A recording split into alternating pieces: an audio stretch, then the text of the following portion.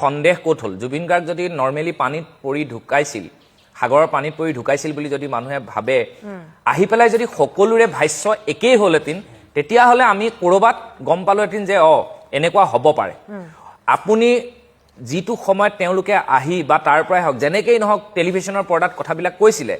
প্ৰত্যেকজন মানুহৰে কথা ইটোৰ লগত সিটোৰ মিল নাই এজনৰ লগত এজন মিল নাই একেবাৰে ভিডিঅ' প্ৰেৰণ কৰা ব্যক্তিজনলৈকে এই মানুহবিলাকে তেতিয়াৰ পৰা নাটক ৰচনা কৰিলে আৰু আমাৰ অসমীয়া মানুহবিলাক কি বিহু আহিল কিবা আহিল পাহৰি যায় তাৰ মাজতো মই ক'লো নাই শূন্যৰ পৰাই কোনোবাই আৰম্ভ কৰিব লাগিব যেনেকৈ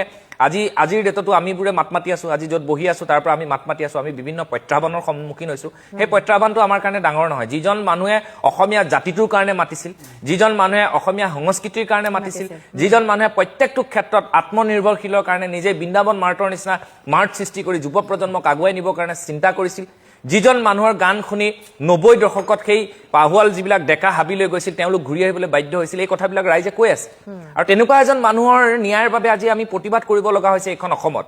আৰু কোনোবাই কৈছে মই বাৰে বাৰে কওঁ যে আপোনালোকে জুবিন গাৰ্গৰ বিষয়টো ৰাজনৈতিককৰণ নকৰিব তাৰমানে সিদিনা মই এটা অনুষ্ঠানত বহি থাকোঁতে জাষ্টিছ ফৰ জুবিন গাৰ্গৰ কথাটো এজন ব্যক্তিয়ে কৈছে এটা দলৰ মুখপাত্ৰই কৈছে যে জাষ্টিছ ফৰ জুবিন গাৰ্গটো আধা সংখ্যক মানুহে মানে ৰাজনৈতিককৰণৰ কাৰণে ব্যৱহাৰ কৰিছিল কিন্তু মই তেখেতক কৈছো যে অসমৰ সকলো মানুহে জুবিন গাৰ্গক ভাল পায় আমি ৰাজনীতিকৰণ কৰি থকা নাই তেওঁলোকেহে ৰাজনীতিকৰণ কৰি আছে যিসকল ৰাজনীতিৰ মানুহ আছে গতিকে এতিয়া আপুনি একদম সূক্ষ্মভাৱে যদি মানুহবিলাকে চাই আগলৈকে মাস্ক মাৰি আহিছিলে এই শ্যামকানু মহন্ত ফেষ্টিভেল মহন্তৰ ৱাইফে অনিতা ডেকা মহন্তই আজি তেওঁ ইমান দুঃসাহস কিমান সাহস কৰিব লাগিব আপুনি ভাবক তোৰ চোতালতে মই তোৰ মানে সহোদৰক হত্যা কৰিলো তাৰ পিছত মই তোৰ চোতালতে আহি আকৌ বিহু ৰচিছো তেওঁ এনেকুৱা এটা অদ্ভুত কথা কৈছে যে শ্যামকানু মহন্তক হেনো আকৌ তেওঁ সামাজিক আৰু সাংস্কৃতিক দিশত মানে তেওঁলোকৰ যিটো ফেষ্টিভেল সেই ফেষ্টিভেলটো পাতিবৰ কাৰণে কিমান দূৰলৈ আগবাঢ়ি গ'ল আপুনি ভাবি চাওক মানে পৰিকল্পনা আছে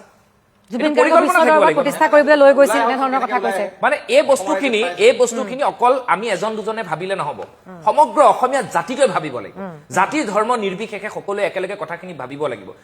বেলেগত যদি হ'ব পাৰে সিদিনা অৰুণাচলৰ মানুহগৰাকী আহি কি কৈ থৈ গ'ল তাত হোৱাহেঁতেন কি হ'লহেঁতেন প্ৰতিটো জাতিৰ একতা আছে